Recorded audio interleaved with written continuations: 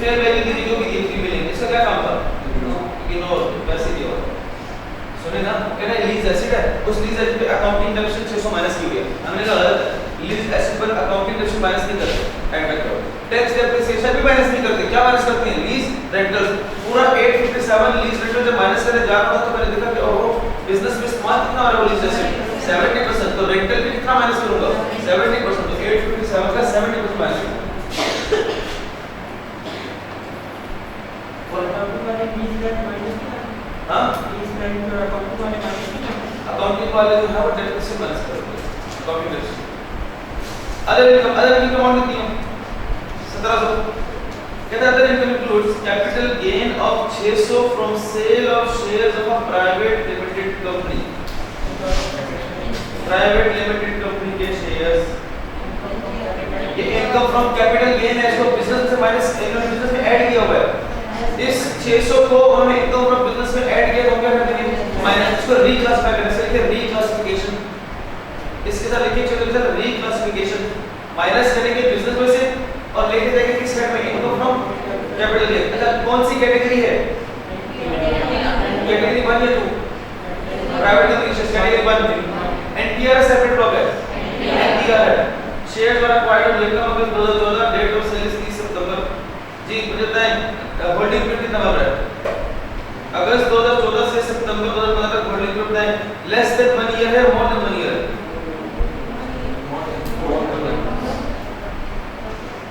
Sorry more than 1 year, ये holding period more than 1 year.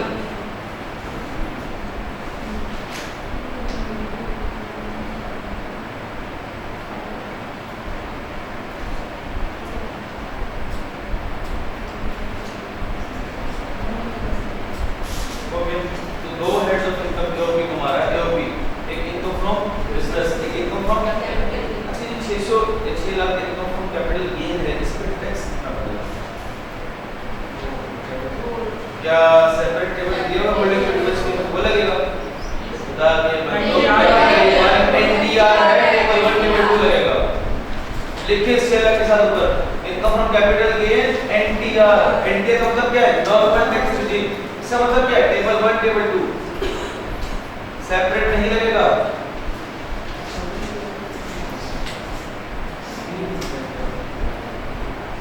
चलिए यहां देखिए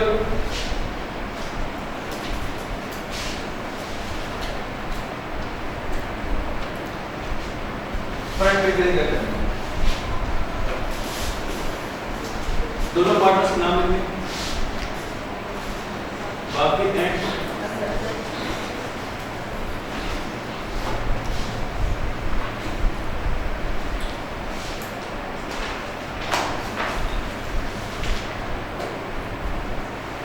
ये है क्या? दोनों मिलाकर क्या कंस्टिट्यूट कर रहे हैं? एओपी।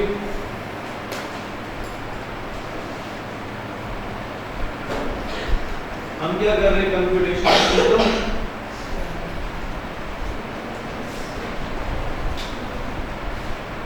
टैक्स दे रहा हूं और टैक्स पीरियड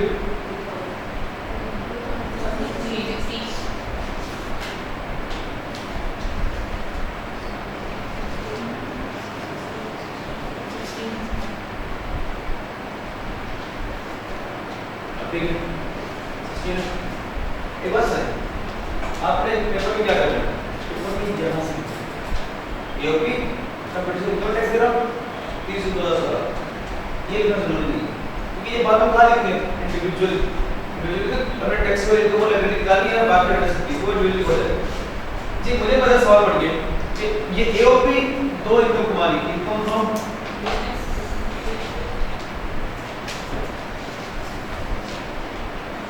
बिजनेस, फिर इनकम फ्रॉम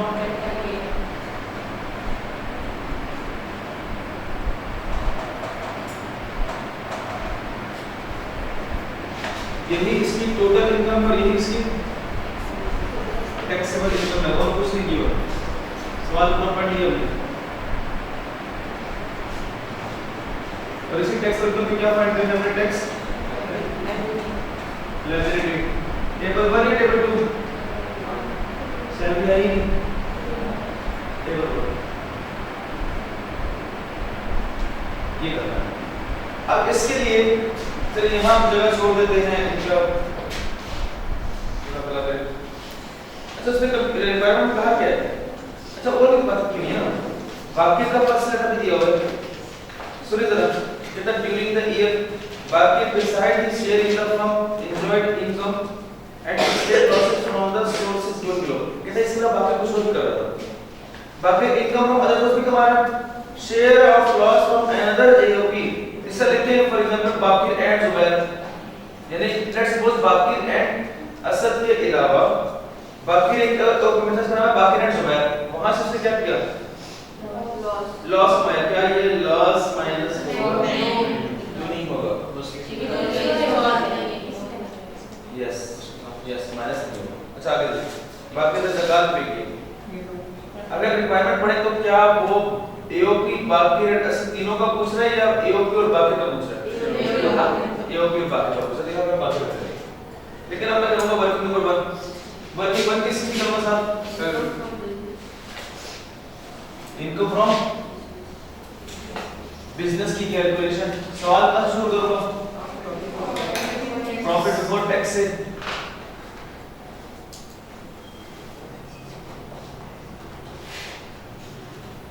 उसमें कुछ बातें ऐड होंगी और कुछ बातें लेस होंगी चलिए मैं अब सीक्वेंस से मुझे बताते जाए हर बच्चा ध्यान से पढ़ने के सबसे पहले ऐड मैं किसे करूं प्रोविजन नहीं फाइनेंशियल चार्जेस में देखिए 462 लिखा हुआ है asset on lease lease asset पर इंटरेस्ट माइनस किया हुआ है कर सकते हैं माइनस तो क्या करें इसको interest on lease asset add back कर लें ध्यान से पढ़ा कर सवाल कितना इंटरेस्ट ऑन लीज एसेट 460 और पीपीटी कितना से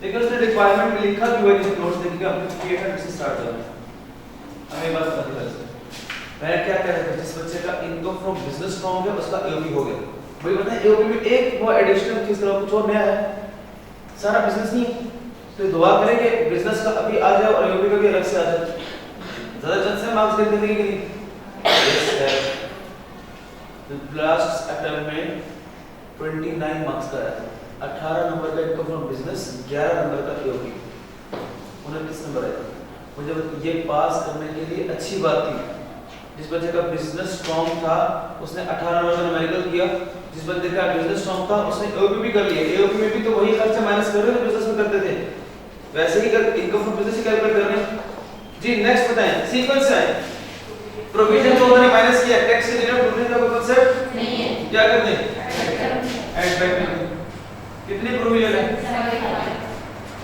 75 जी नेक्स्ट देखिए क्या उसके बाद प्राइवेट चार्जेस माइनस किया ठीक माइनस किया सैलरी जो है वो माइनस क्यों माइनस नहीं करते ऐड बैक करते 290 और 100 सैलरी किस चीज को पे हुई है बाकी को भी और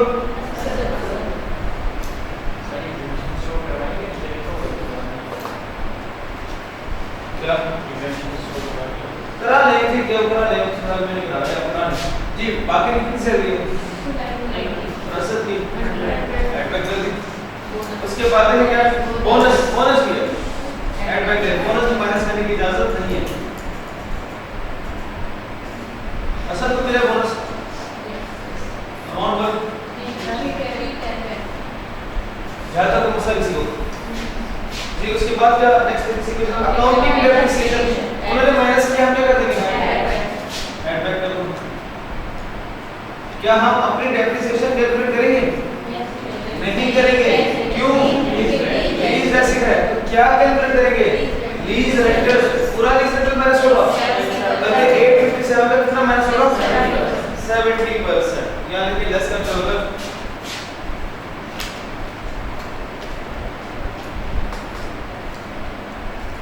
लीज रेंटल्स माइनस करते हैं और 857 का 70% कितना बनता है 600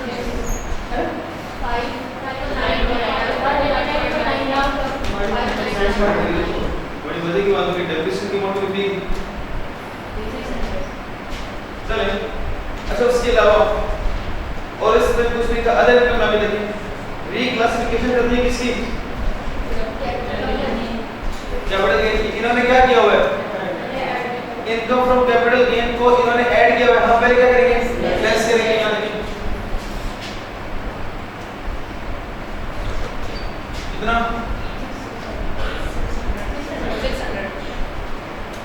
600।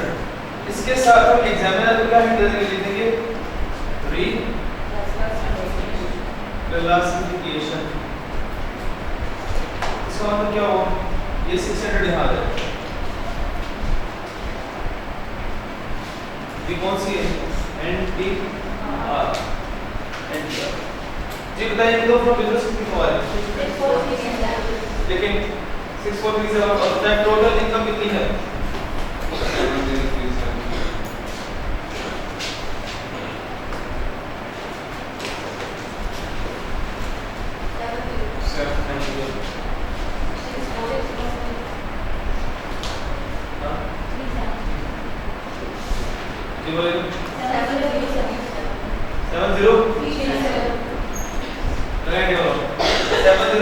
7037 एक मान लगाएं जल्दी जल्दी जल्दी।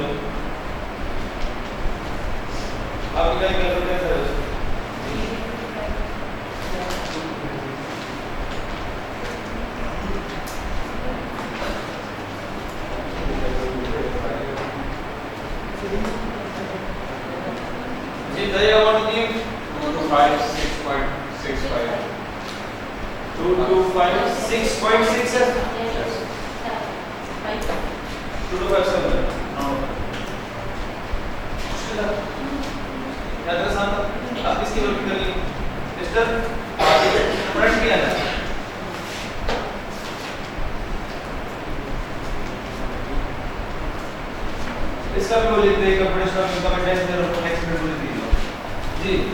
मिस्टर बाकी जो है मुझे बताएं जल्दी से, क्या कौन सी हेड ऑफ इनकम हमारा मैं देख देता हूं, देखिएगा फिर आप देखेंगे मिस्टर बाकी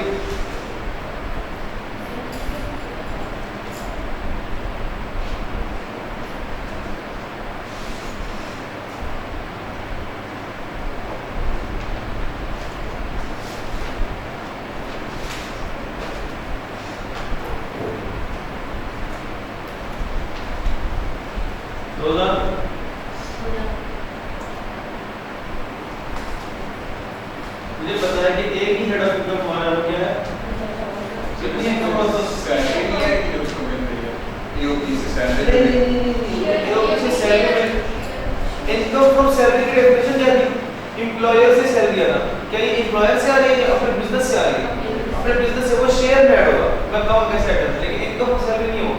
अदर सोर्स कितनी हमारा है, देखिए सवाल में लिखा हुआ है बच्चों इनकम फ्रॉम असेट्स हमारा 2500। अब यही इसकी टोटल इनकम है, क्या यही किसकी टैक्सेबल इनकम है, सरकार। अब मैंने सिर्फ सिंपल सी में बात की टैक्सेबल इनकम तक आना चाहता हूं।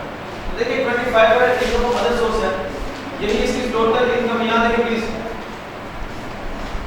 टोटल इनकम से किसको माइनस करूंगा, ज़कात को, तो वो क्या बन जाएगी इसकी,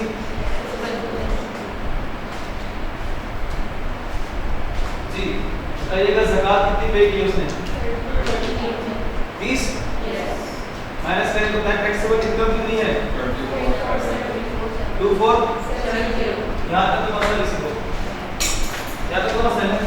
अब इसके बाद क्या ऐड होगा ऐड शेयर फ्रॉम मैं लिख देता हूँ मैं लिखिएगा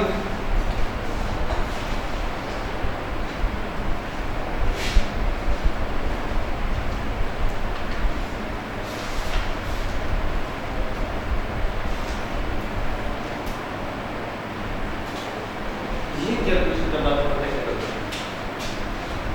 एक इसका कितना शेयर एक वर्किंग कर लेगा